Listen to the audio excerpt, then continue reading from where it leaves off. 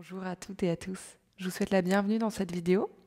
Ici Cécile je vous propose une vidéo improvisée aujourd'hui, impromptue et sans script pour vous parler d'une part de quelques raisons pour lesquelles j'étais moins présente sur YouTube ces derniers mois et puis aussi de ce dont j'ai envie de vous parler maintenant et ce qui est vraiment important pour moi et une des façons dont j'ai envie d'utiliser cette chaîne en fait et cette plateforme. Alors comme toujours, n'hésitez pas à liker la vidéo si vous aimez ce genre de contenu, n'hésitez pas à vous abonner aussi, et puis à commenter toujours dans le respect, mais moi j'adore vous lire. C'est vrai que sur les derniers mois, j'ai eu un peu de mal à répondre suffisamment aux commentaires, et j'étais prise par beaucoup de choses en dehors de ça.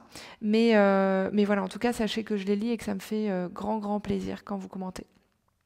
Bref, alors ça fait un moment maintenant que je suis moins présente sur YouTube, notamment depuis la pandémie et depuis que le fait de, comment dire, de transmettre par écran interposé s'est imposé comme quelque chose d'indispensable dans mon métier. Et ce qui fait que je filme beaucoup par ailleurs pour mes élèves et que j'avais une espèce de fatigue technologique qui s'est installée. Alors je ne pense pas que cette expression existe, mais en gros c'est l'idée que moi j'ai besoin maintenant d'être présente dans les relations du quotidien et dans les relations de visu. Et j'étais fatiguée en fait de transmettre par écran interposé parce qu'en fait il se trouve que ça me fatigue plus que les relations de visu, parce qu'en fait quand je filme des choses je transmets de l'énergie en fait pour les filmer. Je suis quelqu'un d'introverti à la base. Et autant dans une relation en face à face, on a un retour aussi qui fait que c'est aussi régénérant. Autant quand c'est en ligne, c'est plus à sens unique. Et pour quelqu'un comme moi qui est assez introverti à la base, du coup c'est assez fatigant quand c'est cumulé en fait au fait qu'on doit le faire tout le temps aussi dans sa vie pro, quoi. Ce qui a été le cas beaucoup sur les dernières années, parce que moi j'ai donné beaucoup de cours en ligne sur les 2 dernières années. Donc bref, ça c'est une raison assez personnelle. Je ne sais pas si ça résonnera avec certains et certaines d'entre vous, mais clairement, je trouve que la vie est devenue très numérique les 2 dernières années. Et moi, j'ai besoin d'être dans des interactions physiques en fait avec mes élèves et au quotidien. Donc ça c'est une chose, mais c'est pas la seule chose. Il y a aussi le fait que j'ai eu l'impression que c'était plus difficile pour moi de partager sur ce qui me tient à cœur et sur ce qui est vraiment important pour moi. D'ailleurs, il y a eu toute une période où j'étais assez submergée, comme je vous en ai parlé dans les vidéos précédentes, par ce qui se passait pour moi sur le plan pro. Et ce qui fait que juste, je savais peut-être plus vraiment aussi sur le plan de mes convictions et sur le plan personnel, ce qui était vraiment ultra important pour moi au point d'avoir envie de le partager sur YouTube. Et aussi, je ne savais pas si je pouvais partager ce qui était ultra important pour moi. Et donc, c'est pour ça que je reviens aujourd'hui, parce que je crois qu'il y a des sujets auxquels j'ai envie de donner plus de visibilité. Et alors, je sais que c'est pas du tout droit mon truc. Voilà, j'essaie d'arranger un petit peu ça, j'en suis désolée, mais vous savez, parfois les histoires de pieds, c'est un peu... en plus, si je mets mes doigts sur l'objectif, c'est moins bien. Voilà. Bon, je ne sais pas si c'est mieux. Mais il y a des sujets dont j'ai envie de parler et je ne sais pas à quel point c'est des sujets qui peuvent intéresser en fait sur les réseaux. Et c'est vrai que il y a quelques années, moi, j'ai lancé ma chaîne avec le sujet du minimalisme, alors qui me touche beaucoup encore, mais principalement pour des raisons de conscience écologique. Alors, ce qui était déjà le cas il y a quelques années, mais ce qui est encore plus le cas. Moi, clairement, ma priorité depuis quelques années, c'est de vivre une vie heureuse avec du sens, mais avec une dimension très forte de sobriété et d'écologie. Alors, en mettant toujours un gros bémol sur le fait que je vis dans un pays développé et que ma vie fait que sur le plan écologique, c'est très loin d'être parfait tout ce que je fais. Mais néanmoins, ça a une grande place dans ma vie, au sens où quasiment chaque décision que je prends au quotidien est guidée par ça. Et c'est vraiment mon intention aujourd'hui d'avoir une vie la plus respectueuse possible du vivant et de la planète. Et de faire que ce mode de vie soit le plus durable possible pour moi, pour ma famille, mais aussi pour les générations futures. Et c'est ça la direction que je me donne.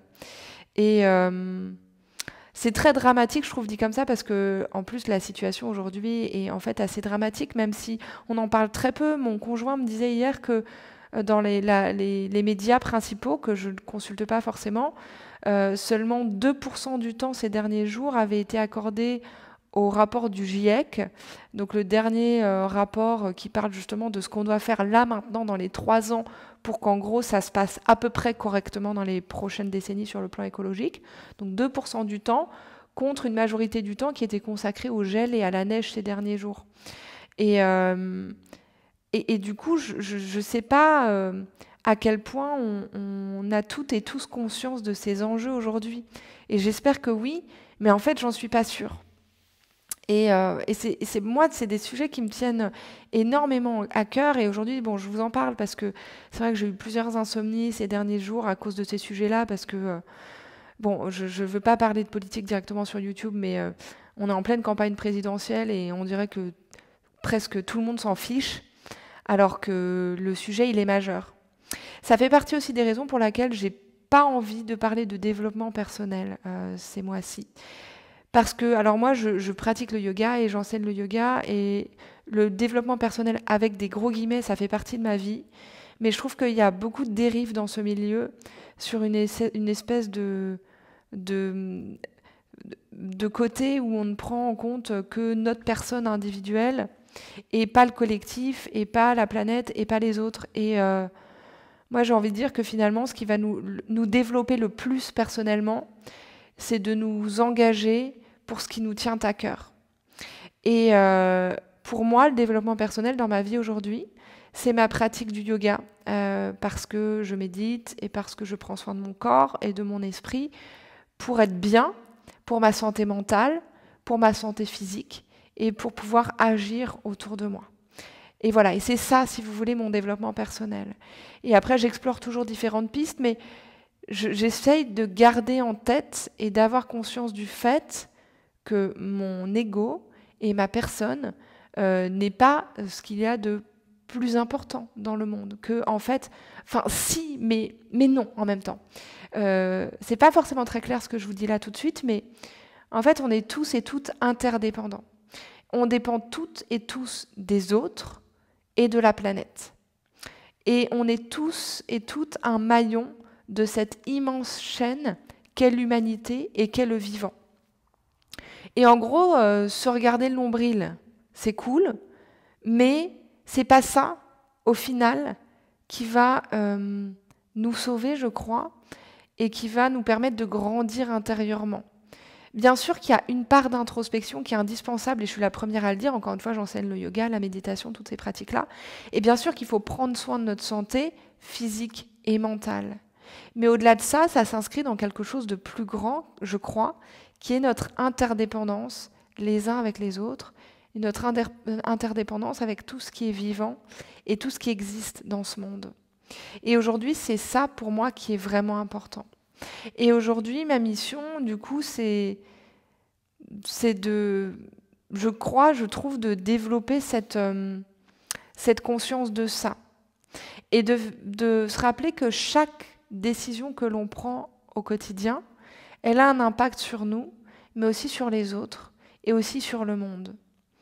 Et je vais vous donner un exemple qui me concerne, parce que je pense que ça peut parler à certains et certaines, et aussi parce que ça a été très inconfortable pour moi, et que je pense que c'est très inconfortable pour beaucoup de personnes, voire qu'on a tendance à avoir une forme de déni là-dessus. Alors moi, je suis quelqu'un qui adore voyager à la base, hein, depuis toujours, ou presque. J'adore voyager, et mon rêve dans la vie, c'était de voyager, de faire le tour du monde. Voilà, c'est quelque chose qui m'a été transmis par mes grands-parents qui voyageaient énormément. Et puis, qui était en moi, parce que je veux dire, mes frères ont les mêmes grands-parents et n'ont pas forcément les mêmes souhaits ou les mêmes besoins, mais voilà, c'est quelque chose en tout cas qui a toujours beaucoup résonné en moi. Quand j'ai commencé à travailler, tout ce que je gagnais et qui n'était pas consacré à mes besoins de base, le loyer, l'alimentation, tout ça, je le consacrais beaucoup à des billets d'avion et à des voyages. Et du coup, je prenais beaucoup l'avion, alors moins qu'encore certaines personnes que je vois aujourd'hui, parce qu'il y a encore des personnes qui prennent l'avion tous les mois, voire plusieurs fois par mois parfois. Ce qui, pour ma part, avec mes filtres, aujourd'hui, est ultra dur à voir parce que ça me fait mal de le voir d'une certaine manière, mais en même temps, je sais que j'ai des filtres qui ne sont pas les mêmes que ceux que j'avais il y a quelques années, et puis que voilà, chacun ses filtres et chacun son mode de vie. J'en ai bien conscience. Mais néanmoins, il y a quelques années, j'ai pris la décision de limiter drastiquement le fait de prendre l'avion. La dernière fois que j'ai pris l'avion, c'était il y a 2 ans et demi à peu près. Et je n'ai pas de projet de reprendre l'avion pour le moment. Je sais que je voudrais le reprendre occasionnellement dans ma vie, notamment pour aller en Inde. Et dans ce cas, j'espère y passer plus de temps pour que, voilà, vraiment, que ça vaille le coup, quoi. Mais, mais sinon, en tout cas, j'ai pas de projet pour cette année ou pour l'année prochaine de prendre l'avion. Et ça, compte tenu de mes goûts personnels à la base, ça a été une décision hyper difficile. Et j'ai toujours un petit pincement au cœur quand j'y pense parce que moi, j'ai envie, quelque part en moi, voilà, de faire le tour du monde, de prendre l'avion tout le temps, etc. Mais qu'est-ce qui est plus important pour moi aujourd'hui ? C'est cette interdépendance qui fait que, à chaque fois que je prends la décision d'acheter des billets d'avion, je suis consciente du fait que c'est un impact qui est beaucoup plus négatif que ce que je peux accepter sur l'environnement. Et c'est plus important. Et donc même si c'est inconfortable pour moi de me dire « Ok, je prends pas l'avion », néanmoins, je vois ce qui est plus important pour moi. Et avant, j'en avais pas du tout conscience. J'en avais pas du tout conscience quand je voyageais. Mais aujourd'hui, je ne peux pas en faire fi et je ne peux pas faire comme si ça n'existait pas. Et je crois qu'on a toutes et tous des décisions comme ça, inconfortables à prendre, mais qui au final vont nous rendre service. Parce qu'au final, j'ai bien conscience que c'est pour moi aussi que je le fais. Qu'il y a une part d'inconfort dans le fait de le faire, mais qu'il y a une grande part de moi qui est fière d'être capable de laisser cet élément de côté pour quelque chose qui est important à mes yeux et qui, je trouve, devrait être beaucoup plus important dans les médias et dans la culture, etc. Et puis je me suis dit aussi, mais qu'est-ce que j'aime en fait dans le fait de voyager ? C'est que ça me permet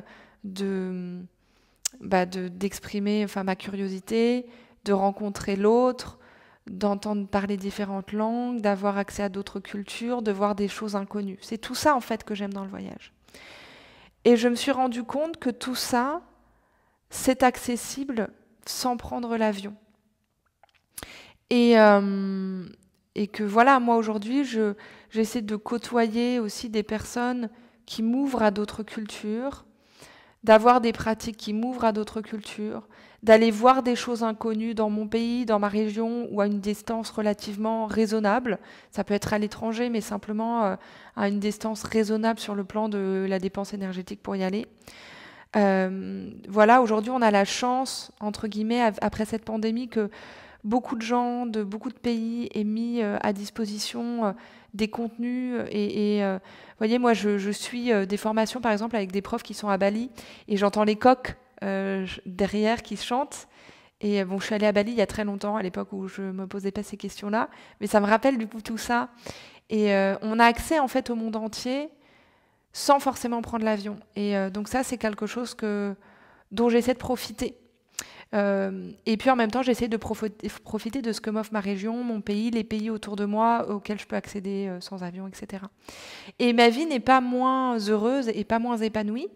C'est simplement que clairement, il y a des choses aujourd'hui qui sont plus importantes pour moi que ce goût personnel que j'avais. Et je peux tout à fait être tout aussi heureuse en en considérant le fait que je veux respecter ça et que non, mon désir personnel de faire un voyage ici ou là parce que c'est sympa, ne passe pas au-dessus de la pérennité de notre planète et ne passe pas au-dessus de l'avenir de mes enfants et de mes petits-enfants et des générations futures sans que ce soit mes enfants ni mes petits-enfants. Et donc ça a été un vrai sujet pour moi. Et je sais que c'est un sujet difficile et donc c'est pas facile pour moi de le partager parce que je sais que pour beaucoup de personnes on n'est pas forcément prêt aujourd'hui à parler de ça ou à l'entendre ou à l'accepter et qu'on a beaucoup de déni autour de ça et je le comprends parce que c'est dur et que c'est une forme de deuil, mais je crois que c'est hyper important aujourd'hui et c'est pour ça que j'ai envie de le partager et que j'ai envie d'inciter tout le monde à faire un pas et à prendre ce chemin et à prendre la première décision difficile qui finalement nous permet de nous ouvrir et nous permet d'être plus alignés et nous permet de trouver une forme de bonheur intérieur qui est plus forte que la satisfaction de notre envie, mais qui est liée au fait qu'on est aligné et qu'on reconnaît notre interdépendance et qu'on reconnaît le fait qu'on a toutes et tous besoin de prendre soin les uns des autres, en plus du fait de prendre soin de nous. Et que, non, faire des voyages en avion, j'ai du mal à le faire rentrer dans la définition du self-care aujourd'hui. Vous voyez, prendre soin de son corps, oui, prendre soin de son esprit, oui, apprendre, oui, mais parce qu'en fait, il y a d'autres moyens de satisfaire ce même besoin de déconnexion, de sécurité, de curiosité, de découverte, etc. Il y a d'autres moyens, je pense. Et voilà. Et c'est pas forcément politiquement correct ce que je raconte là, et j'en ai bien conscience, mais je crois que c'est indispensable et qu'il faut le dire aujourd'hui parce qu'on n'a plus le temps. Hein, les rapports publiés les derniers jours, ça nous dit qu'on a 3 ans aujourd'hui pour changer la donne. Donc on n'a plus le temps. On n'a plus le temps de se dire « Ah ok, bon, je vais moins le faire, mais à l'avenir. » Maintenant, en fait, c'est maintenant. Et c'est pour ça que moi, ma démarche, elle passe par là, mais aussi par le fait que je prends au minimum la voiture, vraiment peut-être une fois par mois, quelque chose comme ça. Et je suis prof de yoga et j'organise des retraites. Mais j'organise pas de retraite qui nécessite de prendre l'avion. J'organise des retraites où on essaie de covoiturer, ou alors sinon où on peut prendre les transports. Mais ça fait partie en fait de mon quotidien et ça fait partie de ma vie. Et puis ça fait partie aussi quelque part de mon message professionnel, même si j'en parle pas en cours, mais dans le yoga, il y a cette idée d'interdépendance, du fait que nous, on est le reflet de l'univers et du monde, et qu'on est toutes et tous un et une chose, ensemble, connectés. Et que une fois qu'on en a conscience, je crois qu'on a plus envie aussi de prendre soin du reste. Parce que prendre soin du reste, c'est ce qui prend soin de nous aussi. Voilà, cette vidéo est un peu longue et un peu confuse. Commentez, partagez, likez, abonnez-vous si ça vous parle. Mais j'ai envie vraiment, là on a 3 ans, donc j'ai envie que ces 3 ans, on se lance ensemble dans ce projet. Et je sais qu'il y a des décisions difficiles qui doivent être prises et des décisions inconfortables. Pour moi, il y a quelques années, arrêter d'acheter des choses emballées, c'était difficile. Arrêter de prendre l'avion, c'est difficile. Mais néanmoins, je suis plus heureuse que quand je prenais l'avion parce que je sais pourquoi je fais les choses. Et parce qu'il y a des choses magnifiques à voir pas loin. Et je vous ferai des vidéos probablement sur comment assouvir sa curiosité et son besoin de déconnexion et de dépaysement sans peut-être prendre l'avion quand c'est possible. Voilà, et je ne sais pas si ça vous parle ce genre de vidéo. Mais en tout cas, moi en ce moment, j'ai besoin de partager sur ce sujet parce que ça m'est très cher et que j'ai besoin aussi qu'on ait un sens de la communauté sur ce sujet parce qu'on n'en parle pas assez. Et c'est hyper important pourtant. Voilà, on est toutes et tous dans le même bateau. Et on est toutes et tous ensemble là-dessus. Je vous souhaite une très belle journée. Je vous embrasse et je vous dis à très vite.